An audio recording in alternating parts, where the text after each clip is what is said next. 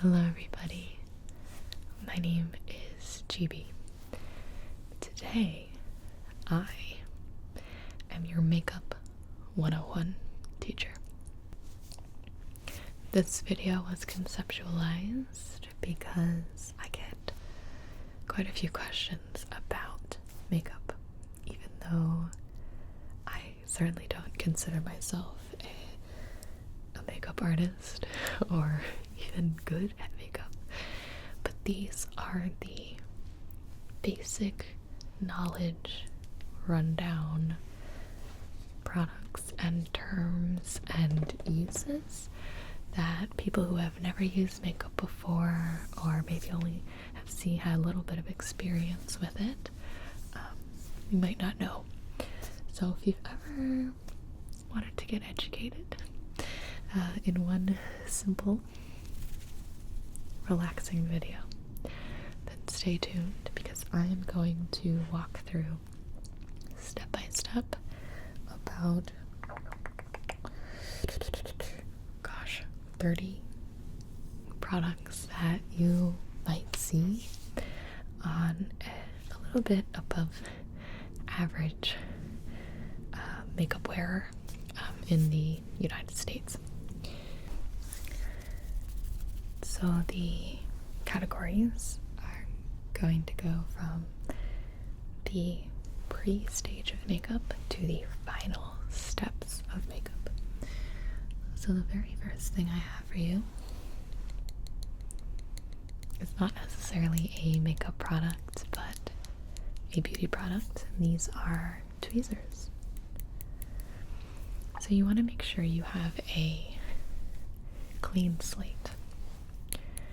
I do my eyebrows probably every time before I put on a full face of makeup if I have time, which means I'm just doing like a little bit every day, which is really easy to keep up on, but it's also really easy to over pluck your brows, which means that your eyebrows should start, if you put a stick going from the corner of your eye upwards, your eyebrows should start there. You can see that from years of over plucking, my eyebrows are a little bit sparse here.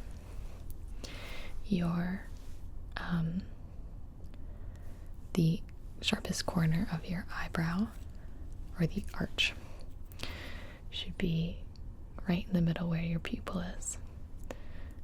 This is hard because I'm looking at a camera, but it should go above this. My arches are a little bit to the side here, but that's just how my eyebrows grow. And then again, your eyebrow should end where your eye ends, on the same parallel line. So my eyebrows have done a lot of growing over the past few years. When I was in 7th grade and plucked them all to bits. Nobody had good eyebrows in 7th grade. It's easy to over pluck them. If you have a tendency to do that, it's definitely recommended that you chuck your tweezers and get them professionally done once a month. Go crazy once every 2 or 3 weeks. So you just use the tweezers to pluck the brows off your face. And a tip for plucking your eyebrows: first, know that it hurts the most in the beginning, before your skin sort of gets used to the feeling. Plucking my eyebrows feels very satisfying to me. It doesn't really hurt at all.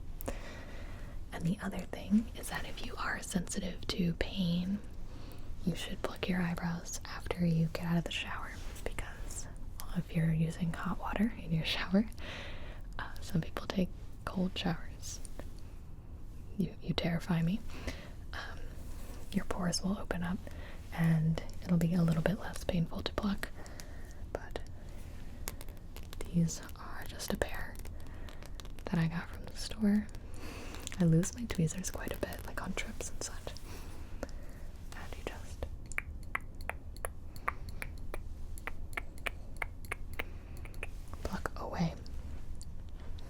So this brush, it looks like a mascara wand, but it's not. This is actually for brushing your brows. And this is good if you need to sort of tame unruly brows, or you're getting them in a position to trim them. I really don't recommend trimming your brows unless you know what you're doing, because it's very easy to mess them up. If you do trim your eyebrows, you want to use tiny snips.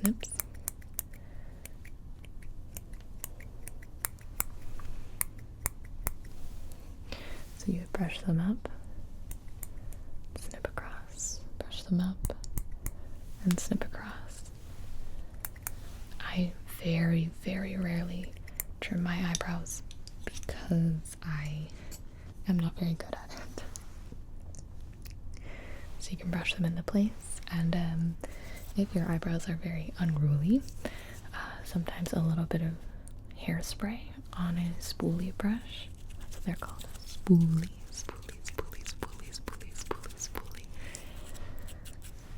onto your eyebrow, and they'll stay there. It actually helps quite a bit if you're having a bad eyebrow day.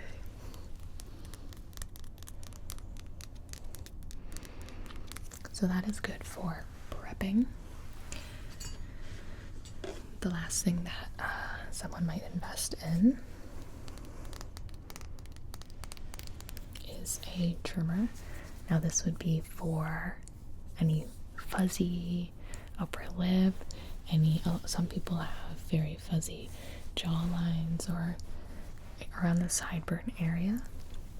You don't really want to use this for your brows. This is actually a good tool for people who don't pluck their brows, or just want to get rid of a unibrow quickly. This actually might be a really good tool. But if you want very defined brows, I would definitely go the plucking, waxing route. You definitely don't want to try to shape at all with this. I won't turn it on, but when you turn it on, it goes zzz, and you can softly, it's just like a little electric shaver almost. Some people think that shaving off your hair makes it grow back thicker, but that's not true. It just makes it grow back from the point that you cut it. So it seems like it's thick and more itchy, but it's just because it's a cut off hair rather than a new one, which tend to be softer. Okay, so now that your facial hair is tamed, let's move on to the actual primers. So a primer is something that goes on before you put your makeup on. A primer will help your makeup application go on smoother. It'll help it stay on longer, and it might make it more even looking overall. So that might, a lot of what makeup is, unless you're doing a very bold look, is the fact that a lot of little subtle details add up. So you might not even see a difference from somebody who just used this, sprayed on their face. You might not see a difference in the before and after, but it's just sort of a general betterness, especially because this will help it stay on during the day. So this is an Urban Decay B6 Vitamin Infused Complexion Prep Priming Spray. So this is skin balancing, evens your skin tone, oil absorbing. So you're going to shake this. And you want to put this on before any moisturizer, any makeup. Close your eyes and spray on. This one smells quite good. It smells like makeup. Not all primers are sprays, some are creams. So let me show you an example. This is a tester bottle of the Becca First Light Priming Filter Instant Complexion Refresh. So this one is going to, it's luminescent, perks and perfects the complexion. So this one's actually purple, but it won't look purple on your skin. It's pretty liquidy at that. And this you would rub evenly over your face. Get that glow, that ASMR glow. ASMR Glow really should be teaching you about this, not me. But it's sort of like a makeup for dummies by dummies sort of thing. It's like, explain like I'm 5. So this makes your skin look good before you put makeup on. The last type of primer, I lied, the second to last type of primer I have here. There's many different kinds for different areas, and you just choose what you like. This is another sample I had. It's a little dirty because it was in my makeup bag with my eyeshadow that exploded. This is called the DHC Velvet Skin Coat Makeup Primer. So this is really good for fine lines, visible pores, and you are going to just use a tiny bit. This actually feels pretty oily, but it like a tiny bit goes a long way, and it feels like velvet on your skin. So I do have my makeup on right now, and what I've used today are these two products. I've used these today. I have not used this. It's also been 7 hours since I applied my face of makeup today, so it might not be looking as fresh, but that's how long it's been, 7 hours. The last primer I will show you is Eyeshadow Primer. This is super important if you want to put on eyeshadow. I will be moving on to eyeshadow in a bit, but essentially this is the Urban Decay Eyeshadow Primer Potion. It's a very popular one for good reason. Little wand like this. This one is like a light tan, and it goes on very velvety. Again, this is more of like an I say oily, but this is gonna go on your eyelids like this. Just a little bit, again, goes a long way. And I would recommend a little bit under the eyes as well if you're gonna go extra fancy and do a little bit of under eye eyeshadow. A primer is going to make this eyeshadow go on really pigmented, which means it's, you know, the color shows up without doing a lot of work, and then it will help with the crease. What the crease is when you put your eyeshadow on, you wear it for a couple hours, and the action of your eyes blinking, and if you have like an eyelid crease here, this can actually make like a visible line in your eyeshadow. It's super frowned upon in the makeup community. XXX, you don't want that. So you put on your eyeshadow potion. This little primer. Okay, moving on. Your face is ready. What you want to do is your skin products. A lot of people use foundation. I currently don't own a foundation, but this is a less typical brand you'd see. Usually you see a foundation in like a glass pump bottle, and in different shades of skin tones. This is the Benefit, what's it called? Foundation. This is the Spin the Bottle color. So this is a foundation stick, not as traditional as liquid foundation, but essentially you would rub it on your face like this, make lines, and you would blend with a brush, or in my case, or a lot of casual makeup users' cases, with your fingers. You blend it in. So you want to get your nose, your cheeks, jawline, and forehead.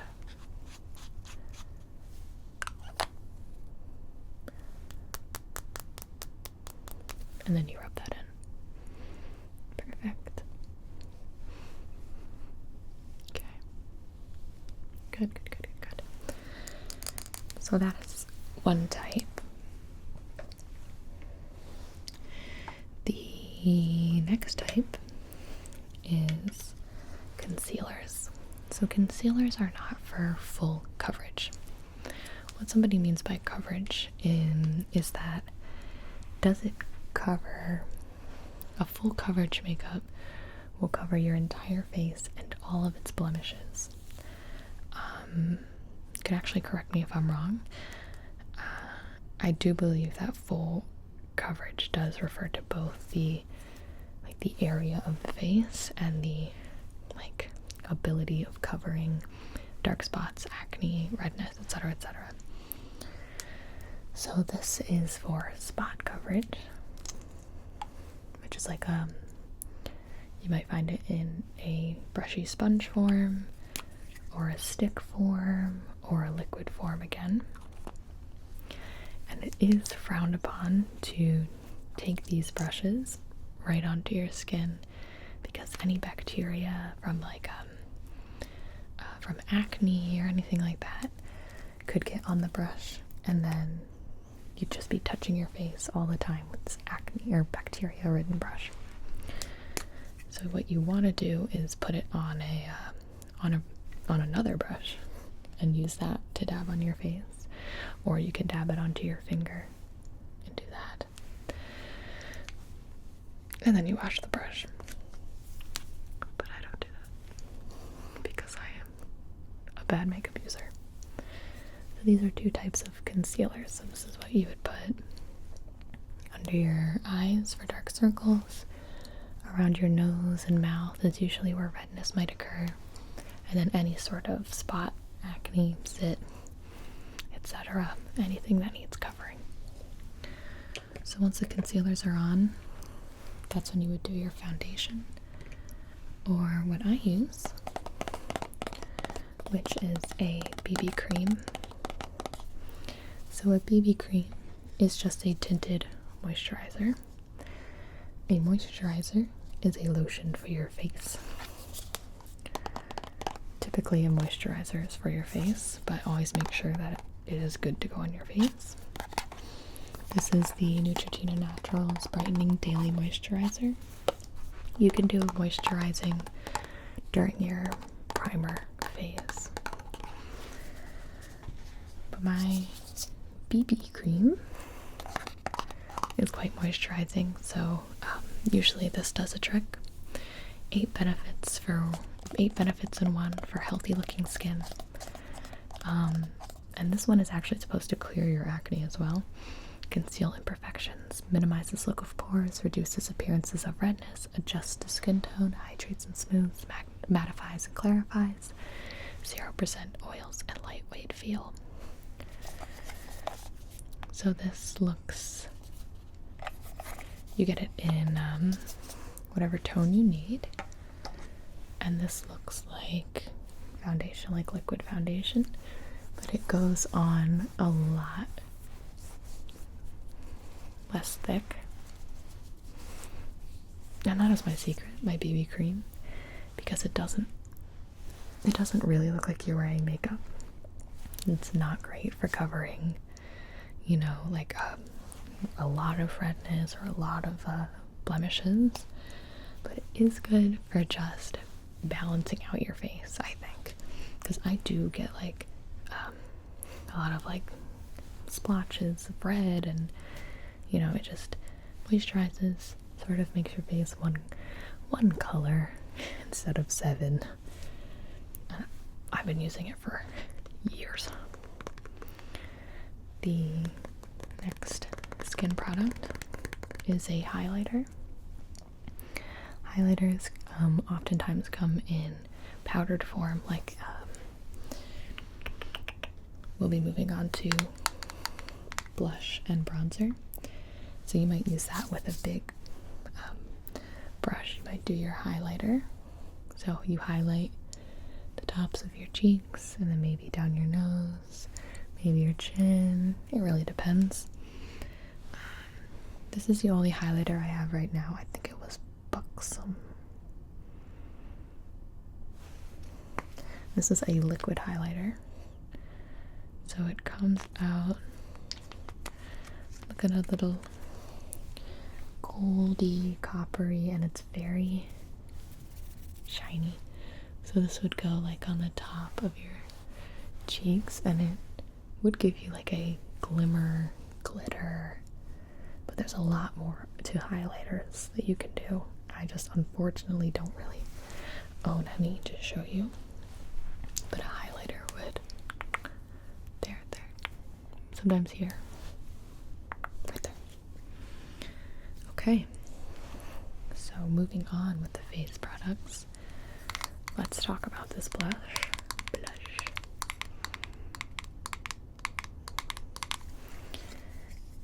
Blush is, I think, a very well-known type of makeup. Blush and lipstick. I don't know why I can never get this one open. There we go. So these usually come in pinks, peaches, etc., etc. What you want to do is take a brush, and you really only need a little bit, or else you're going to end up looking like a porcelain doll, which is fine. That's what you're looking for. So the key to blush is to smile, and the cheeks here, there you go. This is like a very simplified version. You find your cheeks, you go here, and you do big, light movements. If you really notice your blush like a circle, you've gone too far. So a lot of people tap the excess. Smile. Pulling it back, but like buffing your big fluffy brush. Okay. You got a little pink in your cheeks, a little color in your cheeks after sort of mattifying your face. So here comes the blush.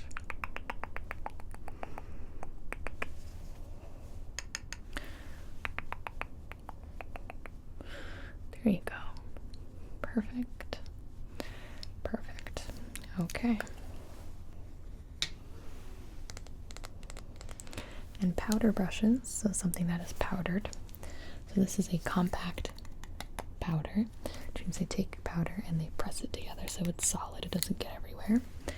There are also products that are loose powders, where if you open it, it is loose and will go everywhere, so you have to be quite careful. So a powder brush is big and fluffy, so it can just do very subtle things at a time. If you get a more compact brush, you're going to get more compact color. You don't really want that in a powder. You want it to be even, light application. Alright, moving on to bronzer. This is something that I don't really use because I haven't quite got the hang of it yet, and I think it looks silly on me. A bronzer is something that's darker than your skin tone. This one is by Too Faced, and it literally smells like chocolate on purpose. It smells like hot cocoa powder. So what you want to do for a bronzer, apparently, this is not a great brush for a bronzer. You would need a little bit of a tighter brush, an angled brush, because what you would do is get that angled brush, suck in your cheeks, find the sunken in areas, and that's where the bronzer would go, coming from the back of your face in. So this gives you the contour, and but I'm sure you've heard that word. Contouring your face, so using light highlights, so you're highlighting your face, contouring your face, sort of like the sunken in parts to give you more of an edge, to give you more shape, and you can manipulate the sort of how your face looks based on where you're putting different tones and different shades of makeup. So you could make your nose look thinner by getting a darker shade and tricking the eye into seeing shadows go down your nose, so it looks like your nose is thinner. And that's like a trick you will see in cosplay a lot too. You can manipulate your face using makeup, which is really fun, especially if you're good at it, which I am not. Another option, again, you can have the liquefied version of bronzer, so you could put this on a brush. Same idea. I really don't like liquid bronzer. It's never really worked for me, but I got this as a free sample. So this is the Do the Hula from Benefit. Moving on, we're gonna come back to the brows. So in this day and age, it has become increasingly popular to fill in your brows, which has been a lifesaver for me because, as you recall, I overplucked the heck out of my eyebrows. So filling them in helped a lot while they were growing back. So here is my brow filler of choice. This is called Browsings. It's by Benefit. And there's different ones for certainly, but this is a pretty typical one you'd see. It comes in a kit like this with a brush that you can fold and put in. One of the brush sides is angled and one of them is just sort of just rounded, but it's like flat. I like the flat side. It actually is more precise than the angled one. So you're gonna have to get a color that matches your brows. My brows are quite dark. This is the number 5. So it's more, I think one of their darker ones. You want to take a bit of this wax. It's like it is like waxy. And then this is a pressed powder. Get a little of that pressed powder. Your brush is loaded. You can go into your eyebrow and fill in the parts that are sparse. So what you want to do is be very, go a little bit at a time here.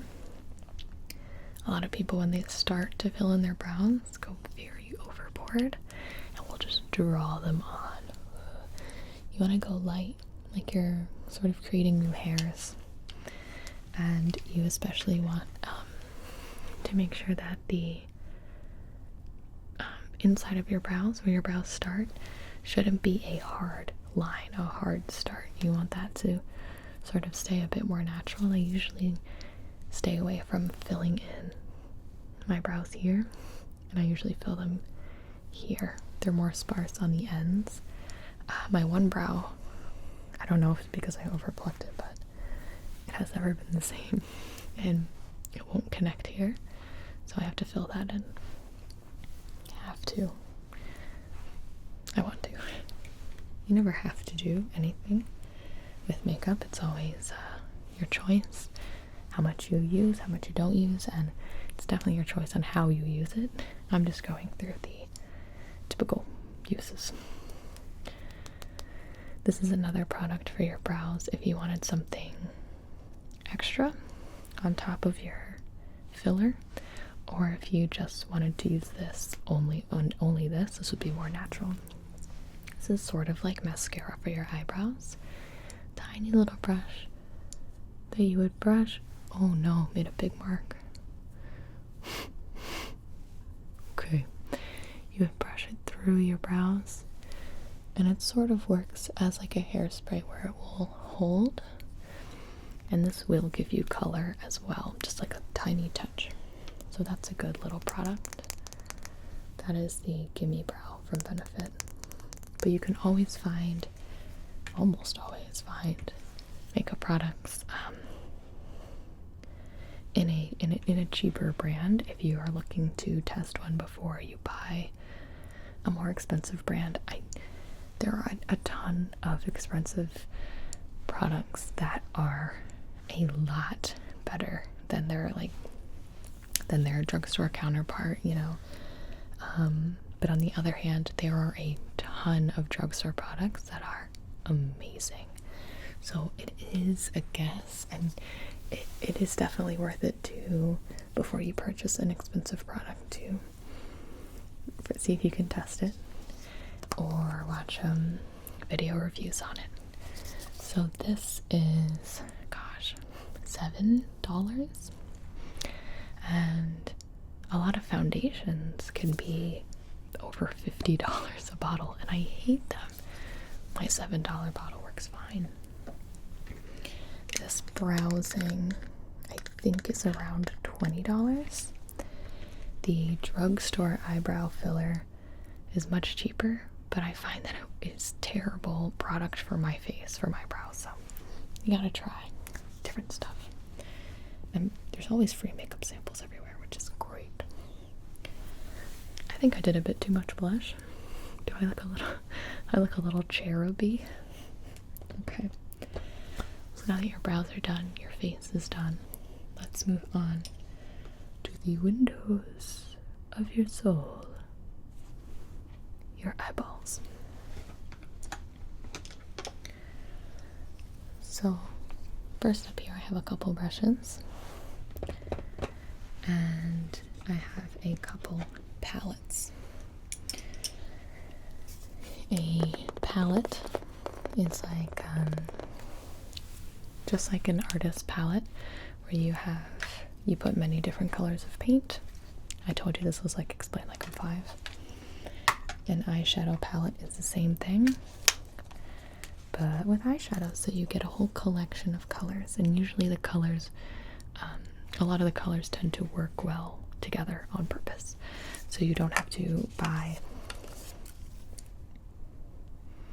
14 individual eyeshadows. It's a lot more convenient to have them in one little palette book container, and usually they come with their own brush, which is nice. So this is the Smashbox Full Exposure. You can find palettes in all different things, in colors.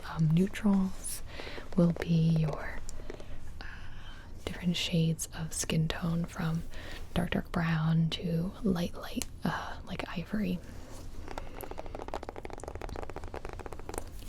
Then you have your Smoky Eye Palettes, which include a lot of dark, like unnatural colors like black, silver, dark purple. You can get a purple smoky eye.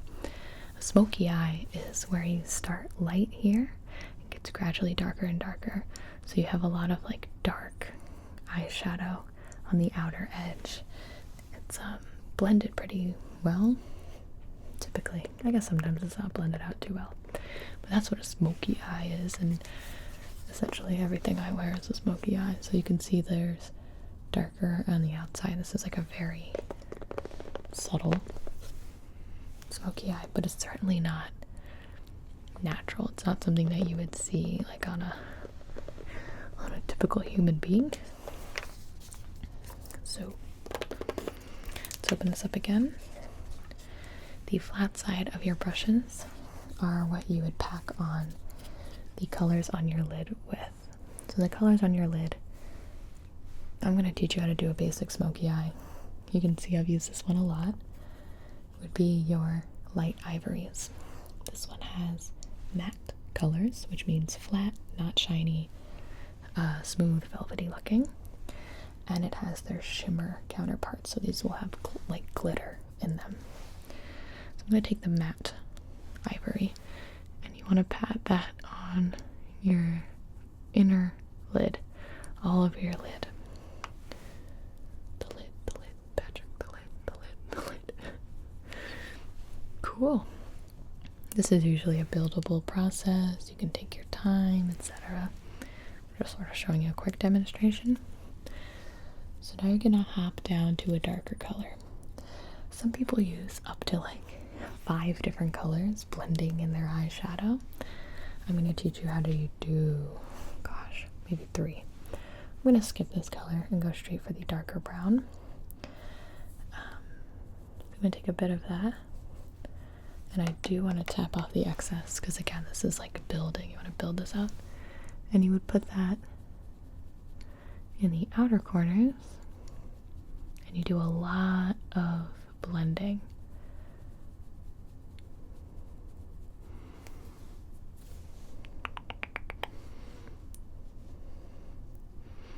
I should probably do it to the other eye too.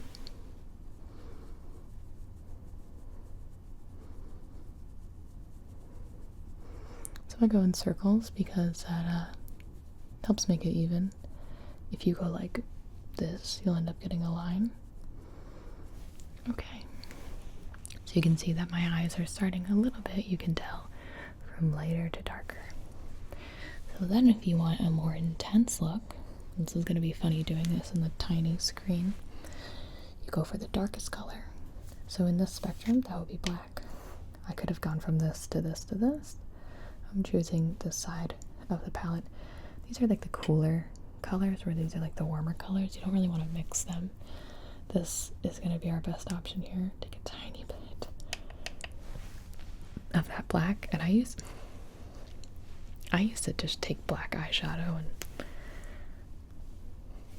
you live and you learn. And this is going to go on the outer part of your eye as well. You want to keep it a bit more contained than the brown you just did. So you're going to go on the outer edge. But you see I'm trying to keep it contained.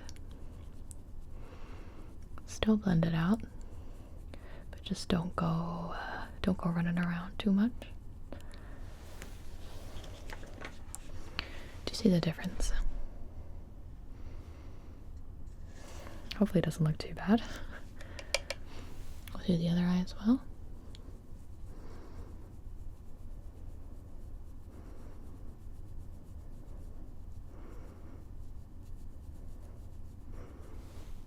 Okay, you ready?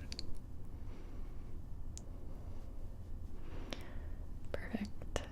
Good. Good. Perfect. So that is one example of the colors you could use in an eyeshadow palette.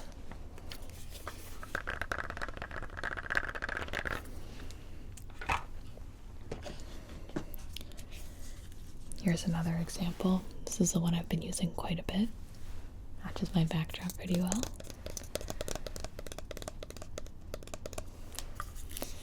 And here is one that is a hugely popular one, the Naked Palettes. They've come out with like sequels to palettes. This is the Naked 2. It's like Shrek 2. You're supposed to replace your makeup more often than most. You're supposed to replace your makeup probably every 6 months to, gosh, like 2 years max. I think I've had this palette for 7 years. You can see it's very well loved. A lot of the colors are gone. But those are pretty fun colors. There's only a couple of matte colors. A lot of these were shimmery. These are just different examples of palettes. A lot of people love eyeshadow because you can play with it quite a bit. So for somebody who's looking to do something like eyeliner, which is a question that I got for a costume, you can actually use eyeshadow instead of trying to function with an eyeliner crayon or, God forbid, liquid eyeliner. This will give you a pretty good effect. I'll show you on my wrist. You take the black. This is your eyeliner here. Okay. So you're going to want to go under your eye and sort of just make like this sort of motion. I don't have a word for it. And you'll probably want to find a thinner brush than this. But it gives you this nice, dark, shadowy effect. And what you want to do is find a black that is pigmented, which means it'll show up without much work on your behalf. You will want to make sure to use some eyeshadow primer that I was talking about. But if it's for a costume, definitely opt for just some cheap eyeshadow primer. That should do the trick for what you're going for. So there you can see where that under your eye, it could build quite a bit. You can do it over your eye, take your time, because a lot of eyeliner looks are, you know, emo, they're very like smudged and whatnot, so a shadow could work very well. Whereas, here's my next product, a liquid eyeliner. This is in a pen form. This is a godsend. If anyone's trying to learn how to do eyeliner wings, this is a perfect tool to learn with. You get something that's very dark, but it's, you know, it's liquid. It doesn't blend. It doesn't, you know, it's hard to control, and it's very precise. So in that regard, it's easy to control. But if you're not used to it, if you don't have a steady hand and you're not getting all the way up in your eye, it might look strange compared to this sort of effect. So that's my little tip. But for, you know what, for wings, you want to start with the outer part of the wing and bring it down to meet the corner of your eye. Then you want to start at the point and make your triangle. So the top part's going into your eye. The second line is touching the edge of your eye. Then you would go ahead and line your eye with tiny connecting strokes, trying to make them as even as possible. And then this part you would end up filling in. And that would be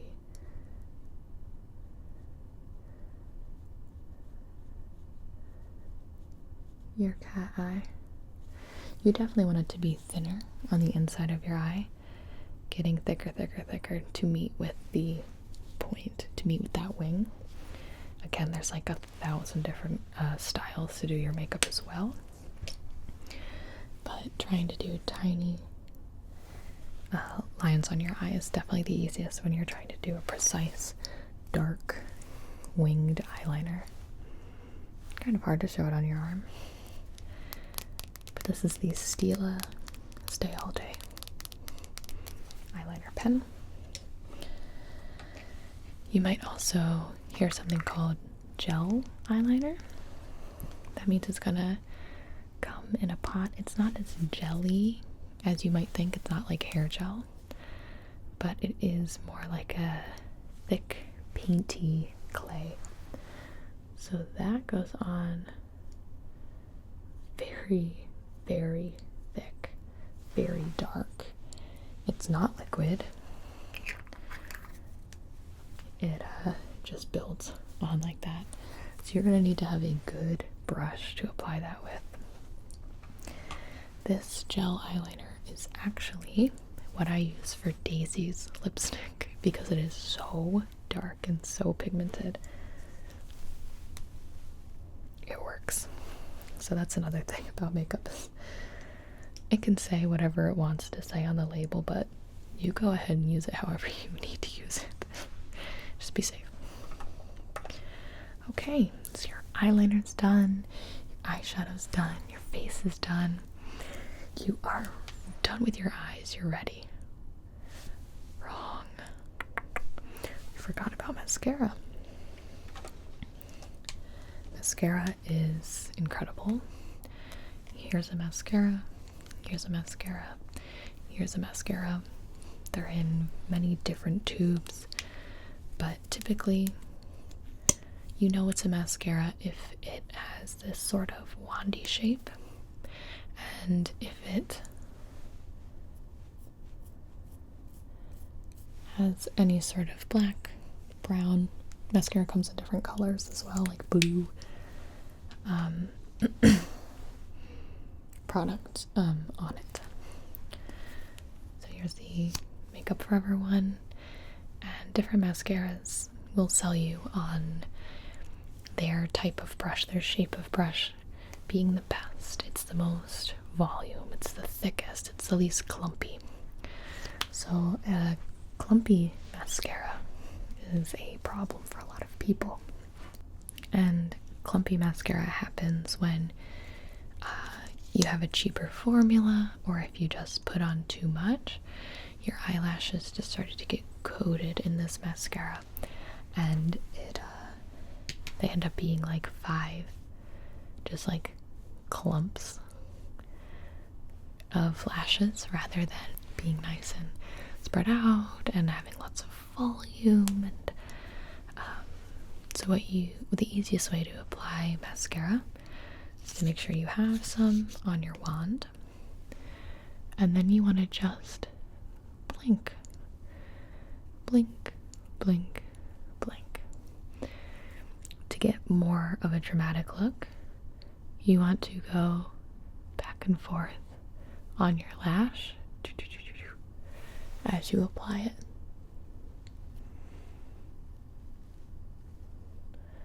Because that will coat the eyelashes a bit better. Depending on your eyelashes, I only need one coat, and I usually only do the bottom. Some people even do the tops of their eyelashes, then they do the bottom to get that good lift. I don't curl my lashes, but a lot of people do. That's that like weird torture device looking thing that like clamps onto your eyes. So you do the top, and you want to do the bottom as well. And sort of just work the mascara until it looks decent. Mascara is amazing. If I could have 3 products, I would choose these 3. Face, eyebrows, and mascara. That's like my very, very, very basic makeup look if I'm going out and have like a tiny, tiny bit of shame about looking like a hot mess. I'll do those 3 products. So if you want to take it a step further, especially in cosplay, stage makeup, you might want to add false lashes, and you don't want to lose them. These are lashes by Sila. These are the lashes I get asked most about. These are very thick, reusable lashes, but you can get awesome cheap ones from any drugstore, or probably even the dollar store. So what you do with this is find a good eyelash glue. My absolute favorite is this one. It's called Duo, and this is the dark glue. All my eyelash glues before this one have been white. They dry clear. Sometimes they don't really dry that clear. They say they dry clear, but they don't really dry that clear. So it looks like you have like white glue on your So this has a darker formula. What you want to do is do a very thin layer across the band of your eyelash, making sure you hit the edges because those are the most important parts to stick down. And then what you do, you wait about 30 seconds. Wait for that glue to dry a little bit so it's not so like not so liquidy, but a little bit more sticky. That's when you put it on, and this is just this takes practice. I always start with the inner corner, and then I set the outer corner, and then I go back and push the inner corner down and hold it there. You want to get it as close to your eye line as possible. This one doesn't have any glue on it, which is why it's not staying. But after the glue is dried, you would have a nice, massive eyelash, which looks really good for cosplays on stage and sometimes even in videos. In real life, it can be a little bit jarring, but you can get very, very natural looking ones. But something big like these, people will notice. A more natural one, your eyelashes just might look a little fuller. So there are your false lashes. That goes on at the very end. Sometimes you could do eyeliner after your eyelashes just so you could I don't know. But I like to do them at the very, very end. So, moving on. That was a lot of products. This is the loose powder that I was talking about. This is called a setting powder, which is something you put on your face after your face makeup is all done. You would use a big fluffy brush like this. You get a tiny bit of that powder, and I think you could also use a powder brush as well, which is a little bit more compact. That's actually probably what I would use. A little bit denser of a brush than this. And it gives, it takes away the shine, takes away the oil, and literally finishes your face makeup. So that is a finishing powder, a setting powder. So you're setting your makeup.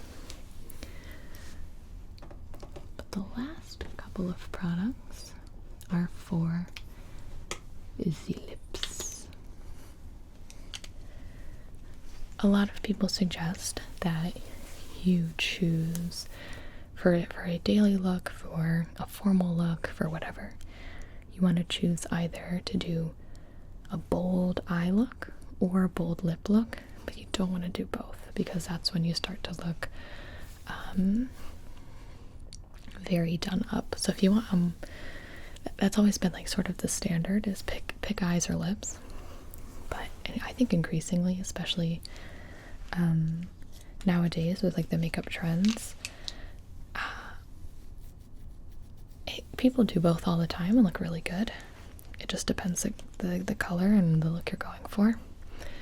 So these are all lipsticks, except for this one. This is a lip liner. But lipsticks come in all shapes and sizes, all different types.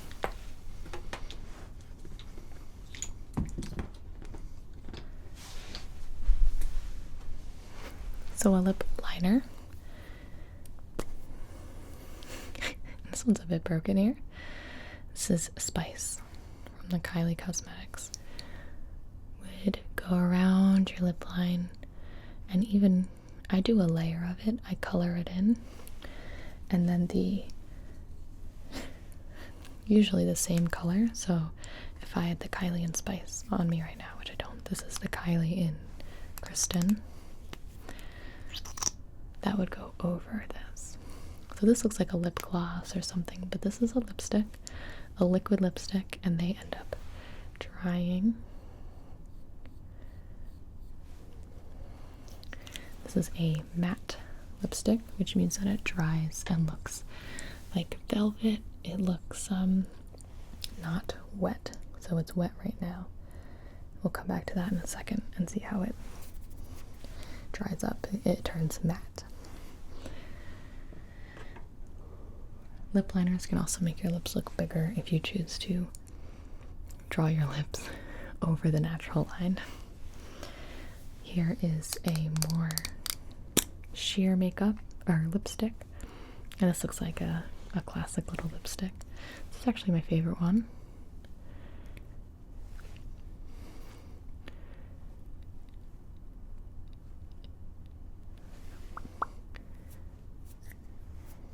It doesn't need a lip liner. It's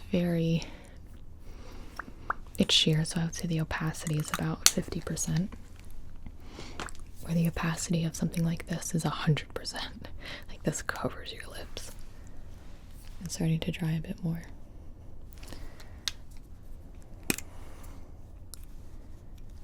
Here's the Kylie.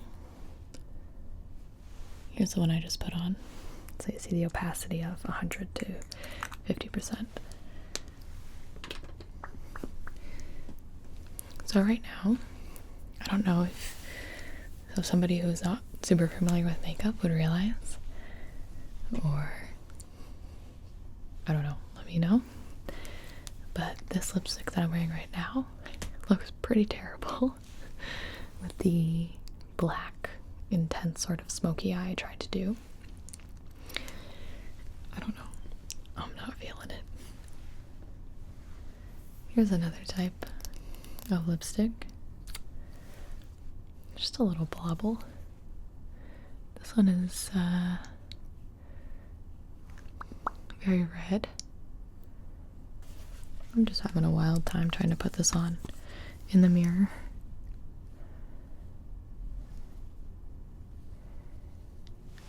It's like precise chapstick, you know?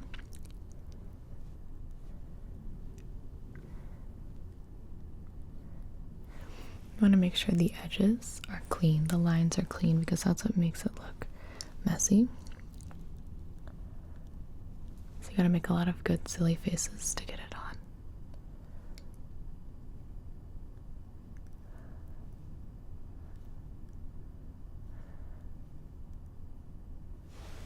You gotta keep your mouth open like, I don't believe it.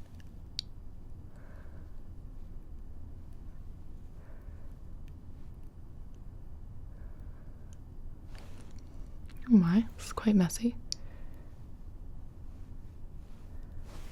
But we're gonna go with it.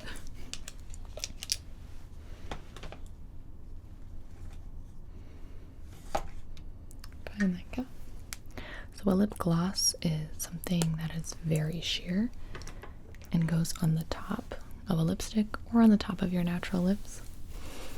So here's a red lip. I've never been one for lipstick. I went through a bit of a phase, but I think I'm out of that phase already. I think you need a very specific face to pull off lipstick, and I definitely have to have my hair down and in front of my face for me to like it. I don't know why. But there's the second type of lipstick. You can see the Kylie one has pretty much dried.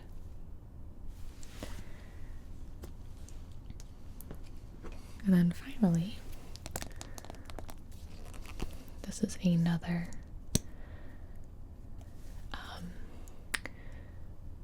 sort of lipstick paint, and this is a dark purple. This one I used for my Debbie cosplay from the Wild Thornberries. I've never made a video with that, it's just on my Instagram. So lots of different types of lipsticks, you know. You have the more classic ones that, you know, you see your relatives wear, etc. Or you could go all the way to a lipstick palette, and you can get, they look like little paint brushes, lipstick brushes to sort of dip in there and paint that.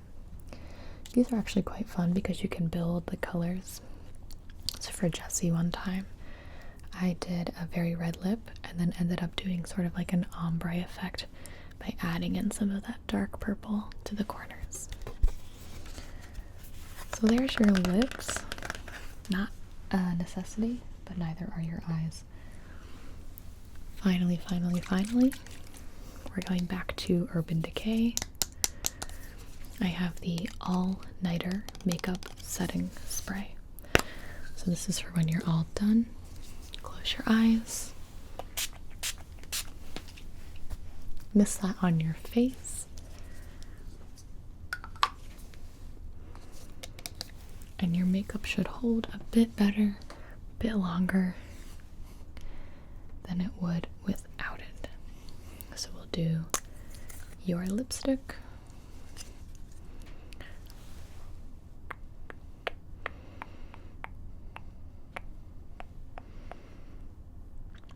Like this. Okay.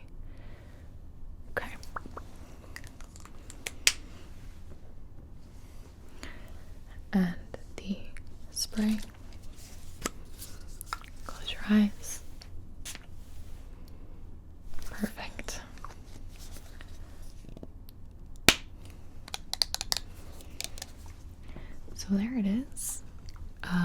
Sort of like a full rundown on common products you'll see if you start using makeup or cosplaying or just doing it for everyday looks or going out or just wanting to understand what your friends who do use makeup are doing and what they're using. So let me know if I missed anything, if you have any questions you'd like me to go over, if you'd like to correct me on anything, that's totally fine. Again, this is like very layman's knowledge, makeup 101. So I'm certainly not an expert, but this is just from my experience of wearing makeup for the last, gosh,